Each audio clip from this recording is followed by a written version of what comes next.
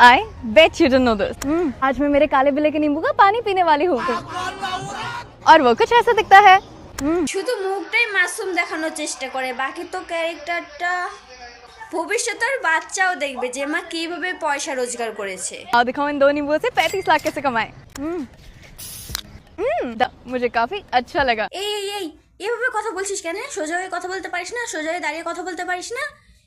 এরকম কি করছে ভাই? এরকম করে কে রিলস করে, কে ভিডিও করে? এভাবে কথা বলবি, সোজা হয়ে স্ট্রং হয়ে কথা বল। मैं मेरे काले बिल्ले के नींबू का पानी पीने वाली हूँ। এটা দেখে বিড়ালটাও মনে মনে ভাবছে দেশ তো কবেই স্বাধীন হয়ে গেছে, কিন্তু এর বিড়ালটা কবে স্বাধীন হবে?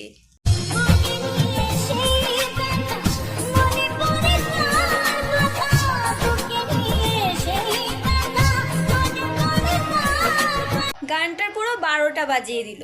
একটা কথা বলি শোন, এইসব গান না তোদের মতো মেয়েদের জন্য বানায়নি।